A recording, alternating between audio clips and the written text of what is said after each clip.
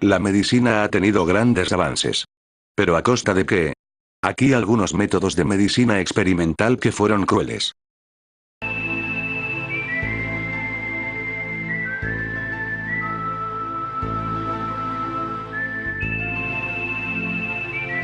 Los experimentos de Robert Cox.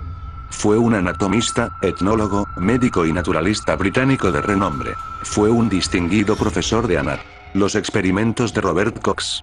Fue un anatomista, etnólogo, médico y naturalista británico de renombre. Fue un distinguido profesor de anatomía en la Universidad de Edimburgo, Escocia, y maestro de alto nivel en la Escuela de Anatomía de Berkeley, entre 1825 y 1841. Cox tenía una enorme fascinación por el cuerpo humano y los modos en que éste funciona. Era reconocido por sus grandes trabajos en el campo de la anatomía y se lo consideraba un gran entusiasta de la disección práctica, brindando numerosos conocimientos sumamente relevantes en el campo de la medicina. Pero además de ser recordado por sus grandes aportes a estos ámbitos de la ciencia, Cox es especialmente recordado por un hecho muy peculiar, turbio y poco ético: la compra ilegal de cadáveres, su material de clase, para sus investigaciones. Si bien el robo, la compra y la venta de cadáveres era algo común en esta época, interesa la forma en la que Cox desarrollaba las transacciones y obtenía sus objetos de estudio, mediante asesinatos premeditados con los asesinos William Burke y William Eyre, despiadados criminales con los que Cox tenía varios acuerdos. Hasta la década de 1830, los únicos cuerpos disponibles para el estudio y legalmente otorgados a la comunidad científica en pos del desarrollo de nuevos conocimientos sobre el cuerpo humano era el de los asesinos ejecutados. Sin embargo, por más abundantes que podamos imaginar a los condenados, los criminales que eran sentenciados a ejecución para entonces constituían casos excepcionales, no se correspondían con la demanda necesaria para la realización de disecciones médicas por parte de los anatomistas y además, los cadáveres resultaban poco útiles después de la ejecución, debido a las lesiones que quedaban en el cuerpo. En otras palabras, conseguir un buen cadáver para su estudio y hacerlo bajo los términos previstos por la ley era algo mucho más difícil de lo que uno puede imaginar. Por ello, era de lo más común que desde la comunidad científica se hicieran pactos ilegales con criminales, saqueadores de tumbas, en muchas ocasiones los propios anatomistas saqueaban las tumbas, o incluso asesinos, como es el caso de Burke. William Burke y William Eyre dieron un paso más allá, alcanzando una verdadera élite del mercado de cuerpos, convirtiendo el asesinato y la posterior venta de las víctimas en toda una actividad empresarial. El dúo era el mejor en lo suyo y entre 1827 y 1828, asesinaron como mínimo a 16 personas del vulgo, saludables y simples civiles de Westport. Teniendo en cuenta todas consideraciones del Dr. Cox, los asesinos desarrollaron un peculiar método de asfixia para asesinar a sus víctimas, al cual hasta le dieron varios nombres, como Burke o el método Burke.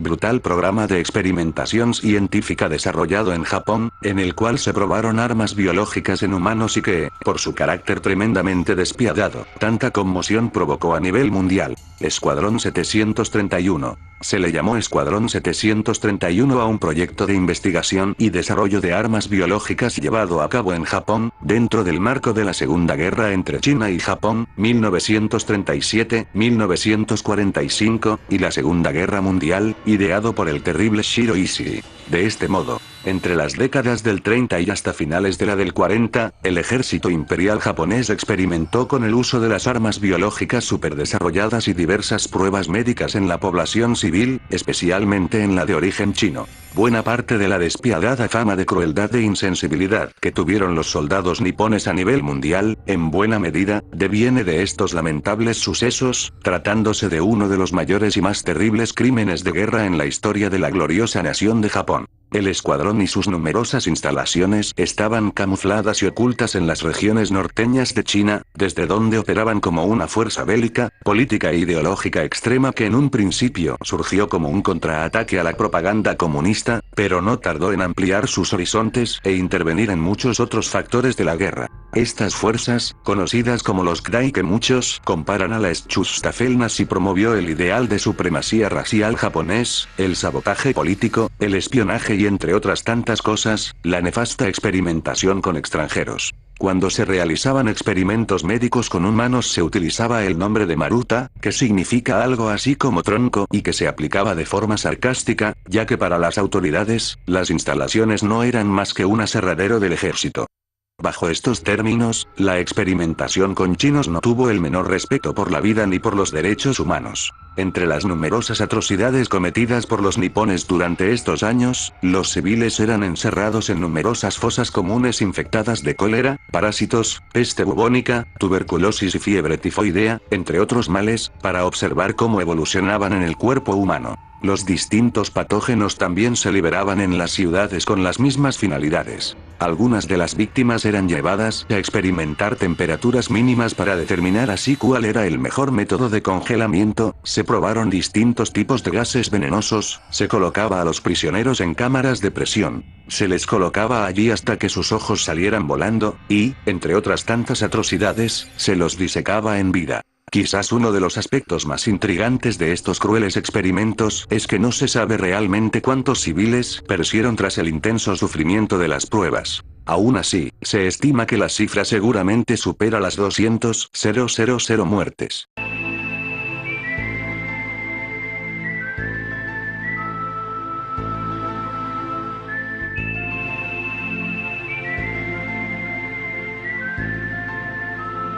MK Ultra. Siniestro proyecto de investigación que, mediante la tortura y el uso de drogas psicodélicas, tuvo como nefasta meta encontrar nada más ni nada menos que un método para controlar la mente humana. El objetivo o la meta final que se había planteado para el proyecto era encontrar una o varias formas de poder controlar la mente de un ser humano, alterando su percepción sensorial y logrando así extraer información 100% fidedigna en futuras sesiones interrogatorias, especialmente para facilitar y hacer más eficaces aquellos protagonizados por individuos de mayor resistencia. El programa se inició en 1950, durante la dirección de Allen Welsh Dulles, primer director civil de la CIA, quien llegó oficialmente al cargo en 1953.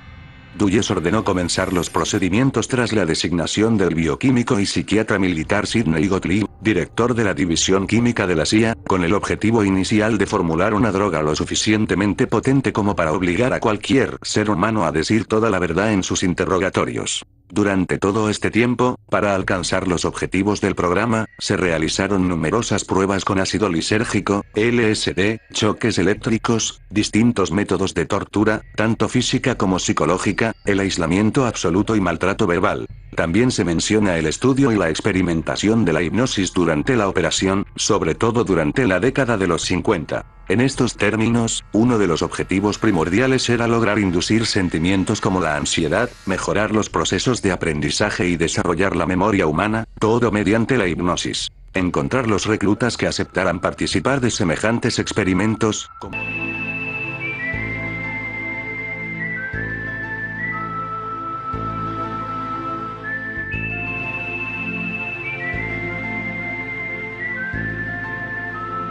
El estadounidense James Marion Sims fue, sin lugar a dudas, el cirujano más importante del siglo XIX, considerándose hoy como el padre y fundador de la ginecología moderna. Entre otras cosas, desarrolló la primera operación consistente y exitosa de la fístula vésico-vaginal, una terrible complicación médica directamente relacionada con el parto, desarrollada entre la vejiga y la vagina que resulta en una constante e incontrolable incontinencia urinaria. Marion Sims logró resolver así un problema médico que afectó seriamente a millones de mujeres a lo largo de la historia, algo que tantos médicos habían investigado y buscado solución sin éxito hasta entonces. Elogiado y admirado como un héroe en términos quirúrgicos, la reputación de Sims no tardó en derrumbarse a lo largo del siglo del XX, cuando se dio a conocer las formas y los métodos que el cirujano había empleado para desarrollar sus avances, siendo justamente atacado por la falta de ética de sus procedimientos. La mala fama de Marion Sims resultó de las cirugías experimentales que llevó a cabo entre los años 1845 y 1849, con mujeres esclavas afroamericanas a las cuales provocó enormes sufrimientos.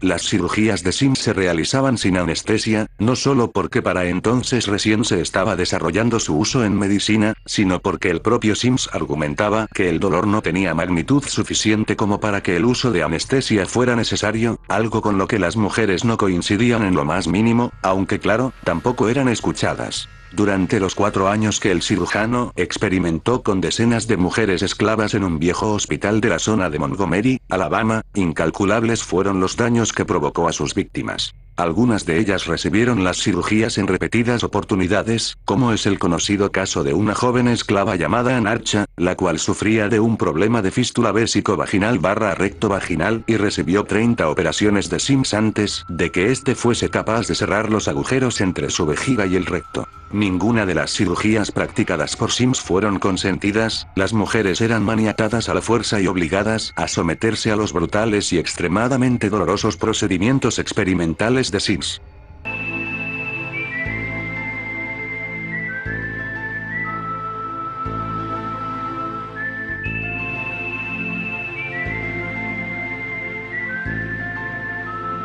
Experimento de Milgram. El psicólogo estadounidense Stanley Milgram diseñó un experimento único, fuertemente cuestionado desde varios puntos de vista y de un carácter muy controversial debido a la conmoción que llegaba a provocar en sus participantes. El experimento buscó determinar si ciudadanos comunes y ordinarios de su país eran capaces de llevar a cabo actos de brutalidad y crueldad contra otros desconocidos. Básicamente, la experiencia se desarrolló en torno a una máquina con una serie de interruptores eléctricos.